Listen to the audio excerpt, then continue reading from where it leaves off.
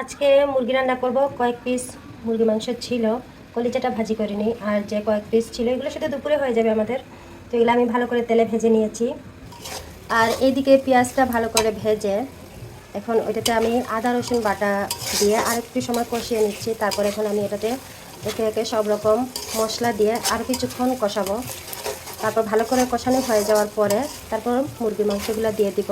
আর যেহেতু আমি ব্রয়লার মুরগি রান্না করব, এই জন্য আমার আগে মশলাটাই ভালো করে কষাতে হবে, কারণ মাংসটা তো আমি ভালো করে কষাতে পারবো না।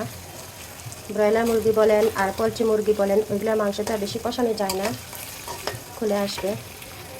আর এই তো সব রকম মশলা দিয়ে দিলাম।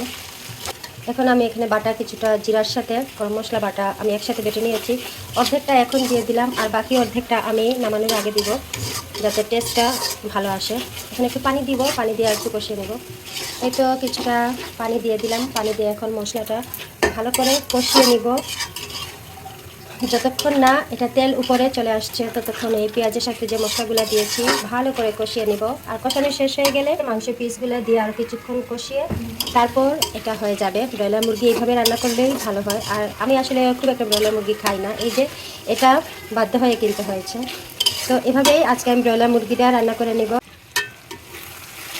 আর মাংসটা এরকম করে শুকনো শুকনো করে আমি নামিয়ে নেব। দেখেন তো এটা কালার কেমন হয়েছে আর এটা কষানোটা কেমন হচ্ছে। আর এরকমই কিন্তু আমি নামিয়ে নেব, এরকম শুকনো অবস্থায় থাকা, মানে এরকম শুকনো শুকনো থাকবে ওই অবস্থাতেই আমি নামিয়ে নেব। আর এটা এক বেলার জন্য, ঠিক আছে। এভাবেই আমি ব্রয়লার মুরগিটা কষিয়ে কষিয়ে রান্না করে নিয়েছিলাম। আপনারা বলবেন আমার এই রান্নাটা আপনাদের কাছে কেমন লাগছে। মশলা দিয়ে মুরগি মাংসটা ভালো করে কষিয়ে এখন দিয়ে দিলাম পরিমাণ মতো জল। পরিমাণ মতো জল দেওয়ার পর আমি অপেক্ষা করব এটা শুকনা যতক্ষণ না হচ্ছে ততক্ষণ। তারপর এটার মধ্যে আমি আরও কিছুটা গরম মশলার সাথে দিয়ে জিরা বেটেছি, ওগুলো দিয়ে দিব, তারপর নামিয়ে নিব। তো আপনাদের কাছে আজকের এই ভিডিওটা কেমন লেগেছে সেটা বলবেন। সবাই ভালো থাকবেন, টাটা।